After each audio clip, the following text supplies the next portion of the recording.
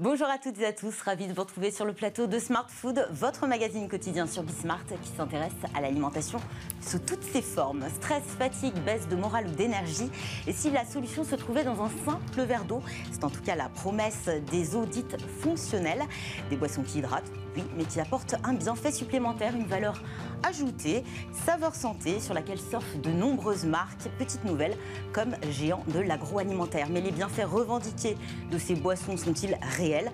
Comment ces produits sont-ils encadrés? Le marché est-il porteur? On fait le point aujourd'hui avec mon invité. Bonjour Guillaume Zarka. Bonjour Fanny. Vous êtes président et cofondateur de Drinkwaters, une marque de boissons fonctionnelles, des eaux infusées, enrichies, qui entendent répondre à un besoin précis. Énergie, beauté, stress, bonne humeur, tout un programme, et pourquoi pas les quatre à la fois d'ailleurs, si l'envie vous dit. Vous êtes ce qu'on appelle un serial entrepreneur, vous êtes également surfeur. Pourquoi vous avez décidé de surfer sur ce segment des eaux fonctionnelles? En fait, au tout départ, on a voulu créer des nouvelles marques d'eau. On a voulu créer des eaux 2.0, on va appeler ça comme ça. Des eaux qui hydratent, mais qui vont un petit peu plus loin. Il y a eu un besoin. On ne trouvait pas le produit sur le marché. On voulait faire des eaux qui étaient bonnes pour le corps et bonnes pour la planète. Bonne pour la planète parce qu'on arrivait avec un packaging qui est 100% en aluminium, pas de plastique. On est partenaire du 1% pour la planète, de Sea Shepherd.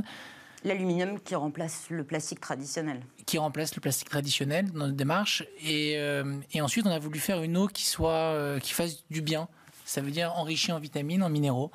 On ne trouvait pas les bons produits sur les marchés et en France. Et on s'est dit que c'était une très bonne idée d'aller développer ce produit. On parle aujourd'hui d'eau fonctionnelle, mais il y a également l'alimentation fonctionnelle. Pourquoi vous êtes intéressé à l'eau en particulier? C'est plus simple à travailler, à consommer aussi peut-être? Vous l'avez dit en introduction, je suis surfeur.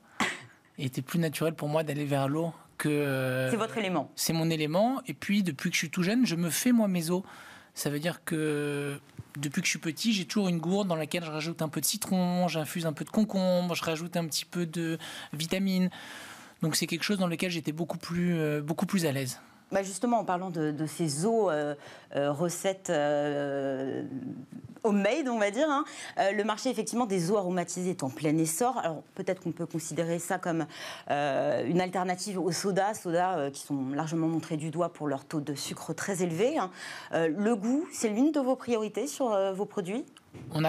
C'est aussi une des priorités. Le goût, la fonction... et aussi l'image et l'ADN de la compagnie. Quand je dis l'image et l'ADN, c'est les valeurs qu'on transmet. Et je parlais du sucre et effectivement des sodas.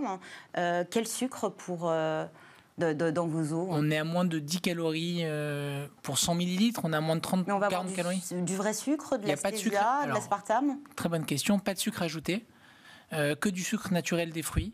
On n'a pas voulu prendre de sucre de substitution parce que là aussi, on est assez conscient que le prochain grand scandale, ça va être le scandale du sucre. On n'est pas du tout là pour discuter de ça, mais on a voulu être au contraire anticiper un petit peu tout ça, puis s'inscrire dans les valeurs qui sont les nôtres. Et quand on a dit bon pour le corps, c'est pas on amène des vitamines et on met une tonne de sucre. Donc il n'y a pas de sucre dans nos eaux. Il n'y a que du sucre naturel. Ce terme, cet adjectif fonctionnel est plutôt flou. C'est quoi votre définition à vous? Nous, on aime bien expliquer qu'on est des eaux bien-être. On aime bien la terminologie de bien-être. Fonctionnel, ça fait un peu peur, ça fait un peu robot. Alors aux États-Unis, vous avez parlé d'eau 2.0. Oui, parce qu'on est dans une chaîne qui est ouverte au 2.0. Il n'empêche qu'aux États-Unis, on appelle ça functional water. Et il n'y a aucun problème. Ce secteur est en plein essor et on a plusieurs milliards de dollars par an. En France, c'est le tout début. On est très content d'être un des pionniers sur ce secteur. Qui se cache derrière la création de vos recettes? Vous avez une gamme quand même assez large. Donc on a énergie, CBD, calme, beauty, happy. Et puis des eaux naturelles, gazeuses et plates. Et je vous rassure, on a 200 recettes prêtes à sortir aussi en catalogue. On travaille avec des professionnels de l'agroalimentaire. On travaille aussi avec des chefs et des mixologistes parce qu'on est très intéressé d'avoir leur retour sur le côté gustatif et côté palais. Et puis on travaille aussi avec des experts de la nutrition qui nous orientent. Donc en fait, on dit une thématique, on dit voilà, on veut faire une eau qui va être l'eau. Alors on va prendre l'exemple de l'eau happy, l'eau du bonheur. Pourquoi l'eau du bonheur? C'est tout un programme. On rajoute dedans de la L-tyrosine qui est plus connue sous le nom de hormone du bonheur. Et autour de la L-tyrosine, on va associer des goûts et d'autres vitamines qu'on aimerait associer à l'idée de bonheur. Donc on a ajouté de la vitamine C, un peu de caféine pour la bonne humeur, et surtout on a mis du yuzu, de la poire et du thé vert pour leur valeur antioxydante. On les consomme comment? Est-ce que c'est un usage quotidien ou on fait des cures? Non. Et à partir de quand on peut espérer être vraiment très joyeux et de bonne humeur? Il y a un effet à partir de combien de temps? Alors on les consomme de manière quotidienne. On n'est pas là pour vendre des cures. C'est un usage quand vous le souhaitez. Ceci dit, on retrouve, par exemple, si on prend l'exemple de la beauté, qui est très riche en vitamines, on a ça remplace quasiment un complément alimentaire. Notre démarche n'a pas été de se positionner comme une compagnie de cure, mais comme un moment plaisir qui amène les apports en vitamines nécessaires au quotidien. Vous venez de dire que ça remplace quasiment un complément alimentaire. Est-ce qu'ils ont vocation à remplacer les compléments alimentaires, dont le marché est déjà très très large aujourd'hui? C'est pas du tout notre vocation de départ, mais c'est les retours d'expérience qu'on a et des clients et des réseaux de distribution dans lesquels on est. Retour client, c'est la chose sur laquelle vous vous basez pour annoncer que effectivement ça va vous donner peut-être davantage d'énergie, davantage de bonne humeur. Finalement, est-ce qu'il y a des études scientifiques qui sont derrière et qui attestent des effets et des bienfaits que vous revendiquez sur les étiquettes? On va prendre Calme maintenant. Calme, c'est citron, magnésium et romarin. Les vertus du magnésium, c'est... Non seulement il y a des études scientifiques, c'est plus que démontré. On travaille avec des produits qui sont reconnus et qui sont dans le marché. On n'a pas vocation à arriver avec une nouvelle substance en disant on a découvert une molécule qui est formidable et qui va vous rendre beau, qui va vous rendre. Donc tous les produits qu'on utilise sont des produits qui, bien évidemment, ont un historique scientifique reconnu et nous on les met, on va dire, en condition, on les met en forme d'une manière un peu différente. Finalement, ça fait partie aussi d'ailleurs, c'est le synonyme d'alimentation fonctionnelle, d'alicament, aliment, médicament. Là, on est plus sur une fonction préventive que curative. Oui. Vous m'avez dit une réponse courte, je dis oui. J'aime pas trop le mot médicament, mais effectivement, On parlait d'alicament. Oui, bien évidemment. Si vous prenez l'exemple de l'eau beauté, on met dedans de l'acide folique, de la biotine, du zinc, des vitamines E, B1, B6, B12. Tous ces apports de vitamines et de nutriments sont ont des valeurs qui sont reconnues pour la régénérescence des cellules, pour le bienfait de la peau. Donc ça, on est bien évidemment, alicament mieux. Les produits qui arguent un, voire plusieurs bénéfices sur la santé se heurtent à une contrainte, généralement la loi.